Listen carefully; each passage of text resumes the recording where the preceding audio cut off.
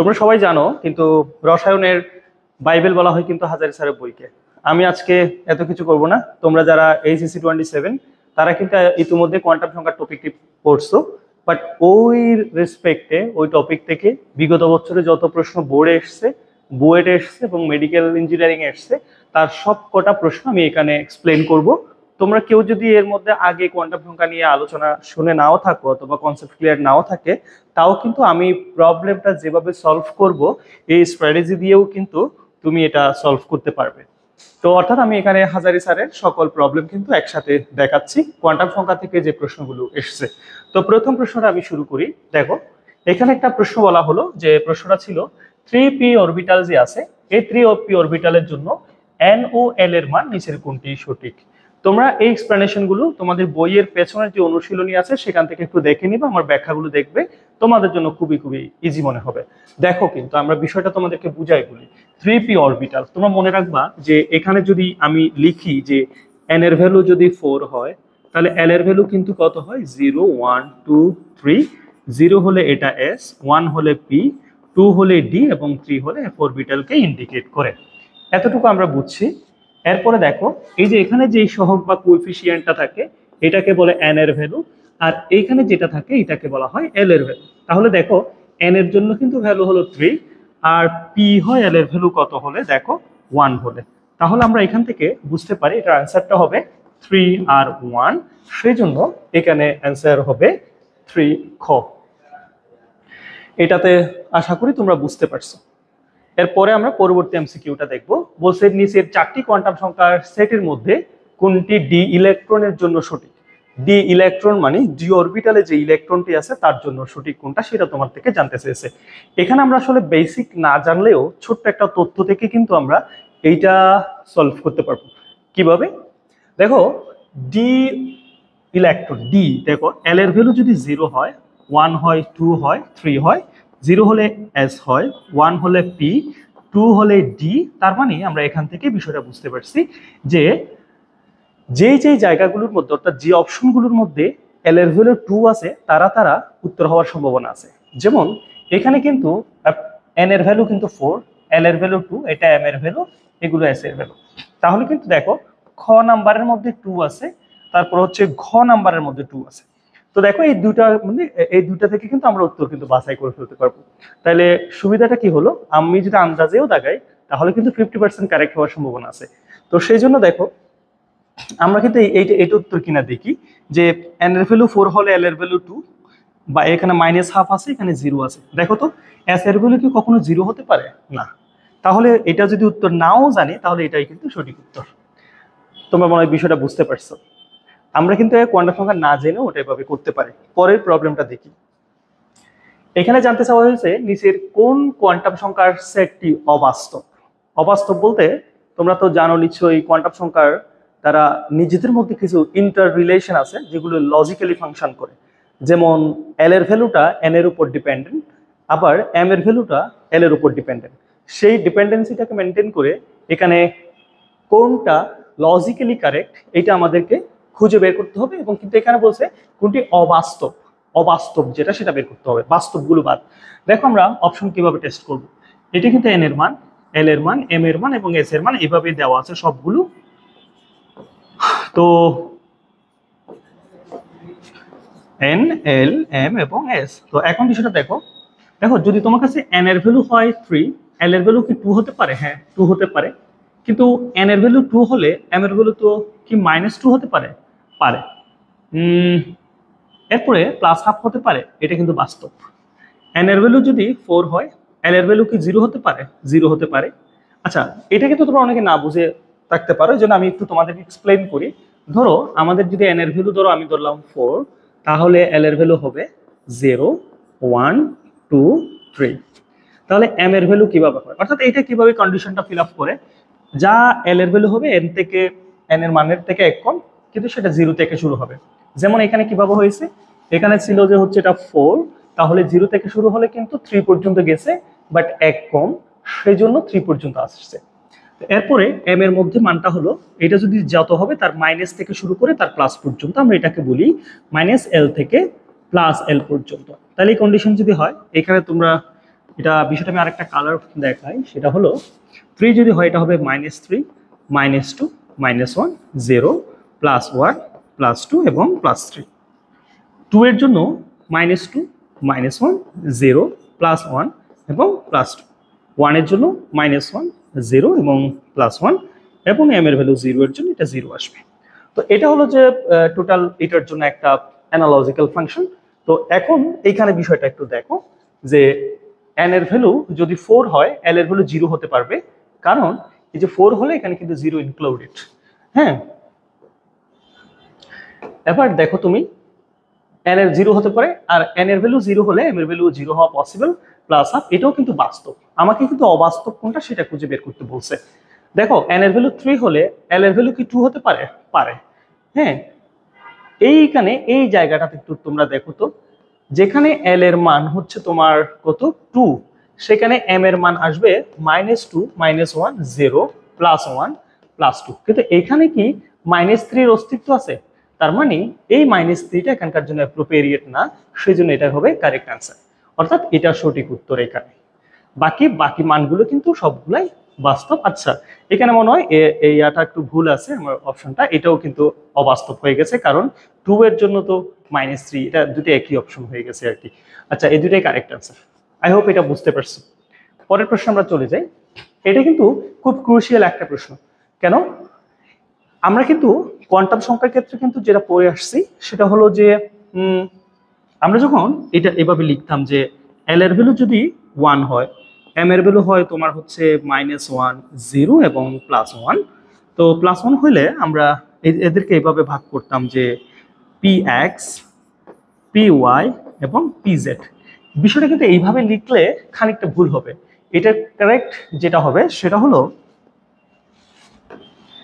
আমাদের -1 এর জন্য এটাকে লিখতে হয় pz, এটাকে লিখতে হয় px, এটাকে লিখতে হবে py। তাহলে আমরা একটু বিষয়টা দেখি। n এর ভ্যালু 2, তাহলে n এর ভ্যালু যদি 2 হয় 2 লিখলাম। l এর ভ্যালু 1 হলে সেটা p কে ইন্ডিকেট করে, +1 হলে সেটা কিন্তু py কে ইন্ডিকেট করে, অর্থাৎ এটা হবে 2py। কিন্তু তোমাদের অনেকে আবার এটাকে 2px বা z এটা কিন্তু চিন্তা করতেই পারো, কিন্তু তোমরা এটা কিন্তু হাজারী স্যারের বইয়ের যে অনুশীলনী আছে তার 25 নম্বর এমসিকিউটা তোমরা দেখবা, দেখলে এই ব্যাপারটা বুঝতে পারবে। এটা কারেক্ট অ্যান্সার কিন্তু হবে 2py। সো আই হোপ এটা তোমরা বুঝতে পেরেছো। অর্থাৎ n এর ভ্যালু 2 এবং l এর ভ্যালু 1 এবং m এর ভ্যালু +1 এর জন্য তার ভ্যালুটা হবে হচ্ছে 2py। এটা হবে এখানকার জন্য কারেক্ট অ্যান্সার। আমরা পরেরটা যদি দেখি, dxy অরবিটালে কয়টি লোব আছে? তোমরা দেখো লোব, লোব হলো দেখো dxy, আমরা এগুলো যদি একটু আঁকি, লোবগুলো হলো এরকম যে আমি একটু কালার একটু দেখাই তোমাকে। dxy এটা যদি x অ্যাক্সিস হয়, এটা যদি y অ্যাক্সিস হয়, এটা z অ্যাক্সিস।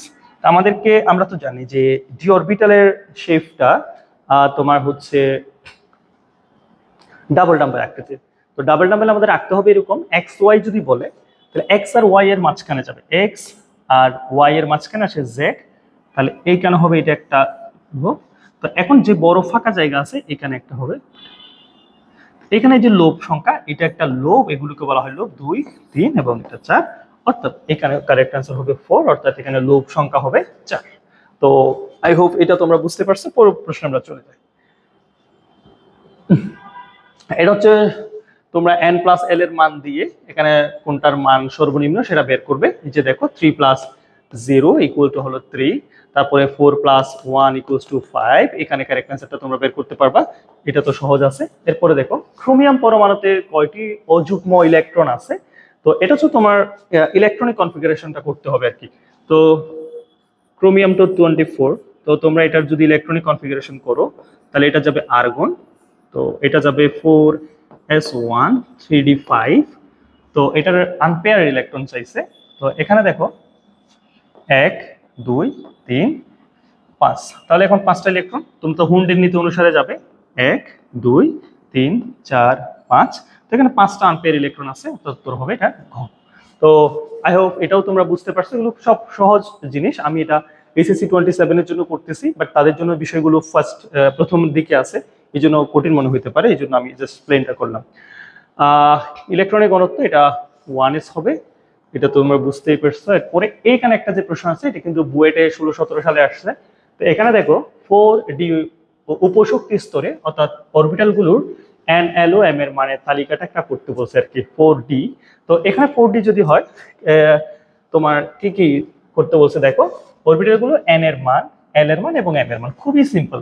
দেখো n এর ভ্যালু যদি হয় যে তোমার 4, তাহলে l এর ভ্যালু এখানে আসে হচ্ছে তোমার, যেহেতু d তাহলে এটা কিন্তু 2 হবে। আচ্ছা, তোমাদের অনেকের প্রশ্ন, আমি তো চাইলে এই লজিকটাও এখানে ব্যবহার করতে পারতাম যে 4 হলে এখানে 0 1 2 3 পর্যন্ত আসবে, কিন্তু আমাদের যেহেতু ডি স্পেসিফিক করে দিছে, তখন আমরা আসলে বাকি মানগুলোকে এখানে নিতে পারবো না, বাকি মানগুলো আমাদের জন্য প্রুফ না। তো সেজন্য এখানে 2 আসবে। 2 এর জন্য এম এর ভ্যালু কত আছে বলছো, এখানে দেখো এম এর মানের একটা তালিকা, এম এর জন্য এটা 2 এর জন্য হলে -2 -1 0 +1 এবং +2, অর্থাৎ এই যে এই টোটাল, অর্থাৎ 4, 2, -2, -1 0 +1, +2, এই টোটালটাই হবে এটার জন্য একটা অ্যান্সার। এই কোশ্চেনটা কিন্তু বুয়েটে এসেছে। হ্যাঁ, তো এটা ইজি জিনিস, তো দেখো না তোমরা পারো কিনা। এরপরে আমরা পরবর্তী প্রশ্ন দেখি।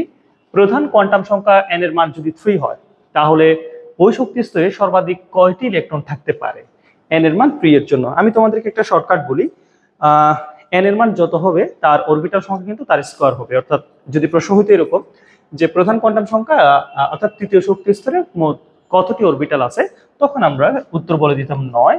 এবং যেহেতু সর্বাধিক কয়টি ইলেকট্রন থাকতে পারে, অরবিটালে একটা অরবিটালে 2টা ইলেকট্রন থাকে, তাহলে এটা উত্তর কিন্তু 18।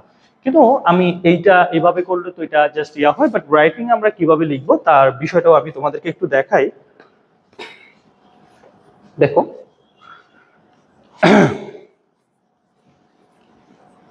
দেখো এই যে এখানে এটা কিভাবে আসবে, n এর ভ্যালু 3 হলে কয়টি আছে, তাহলে n এর ভ্যালু যদি 3 হয়, তাহলে দেখো l এর ভ্যালু হবে, এটার 0 থেকে শুরু হবে, তো 1 2 পর্যন্ত হবে। হ্যাঁ, তাহলে এখন আসো m এর মান আসবে 0, এটা -1 0 +1, এটার জন্য -2 -1 0 +1 +2। তো এখন দেখো এখানে একটা একটা বক্স আমরা পাচ্ছি, মানে অরবিটাল আর কি। হ্যাঁ, তো এই অরবিটাল কয়টা দেখো তো, এখানে দেখো এখানে একটা পাইছি, এখানে 3টা, এখানে কয়টা বলো তো, 5টা। তাহলে টোটাল অরবিটাল সংখ্যা 3 আর 1 4, 4 আর 5, টোটাল অরবিটাল সংখ্যা 9টা। কিন্তু এই যে একটা অরবিটাল যে আছে, একটা অরবিটালের মধ্যে 2টা ইলেকট্রন থাকেই পাবে, তাহলে এখানে অরবিটাল সংখ্যা 9টা, 2টা করে ইলেকট্রন থাকলে এখানে থাকবে কয়টা, 18টা। বাট তোমাকে আর একটু বিন্যাস করে লিখতে হবে আর কি। সো আশা করছি যে তোমরা কোয়ান্টাম সংখ্যার এই ছোট্ট টপিকটা বুঝতে পারছো। তো প্রশ্নটা কিন্তু বুয়েটে আসছে, বাট এর খুব ইজি জিনিস আর কি। তো স্ক্যান্ডিনিয়ামের একটা 3D ইলেকট্রনটির কোয়ান্টাম সংখ্যা সম্ভাব্য সেট কোনটি? স্ক্যান্ডিনিয়ামের 3D তে কোন ইলেকট্রনটি আসবে? তো এই জন্য আমাদের আগে স্ক্যান্ডিনিয়ামের ইলেকট্রন বিন্যাসটা করতে হবে। স্ক্যান্ডিনিয়ামের অ্যাটমিক নাম্বার হচ্ছে 21।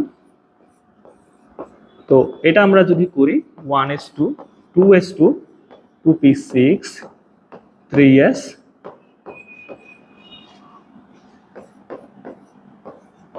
দেখি এখানে কয়টা হয়, 2টা 4টা 10টা 12টা 18টা 20টা 3d1। তাহলে d1 এই ইলেকট্রন যেটা আছে আর কি, তাহলে d1 যদি হয় 1 2 3 1 2 3 4 5। তো এখন দেখো এখানে স্ক্যান্ডিনেভিয়ার 3d বললে এখানে n এর ভ্যালু কিন্তু কত বলো তো, 3, আর l এর ভ্যালু d যেহেতু বলছে 2, তাহলে m এর ভ্যালু কত হবে, s এর ভ্যালু তো যেহেতু উপরের দিকে থাকবে এটা, তাহলে এটা +½ হবে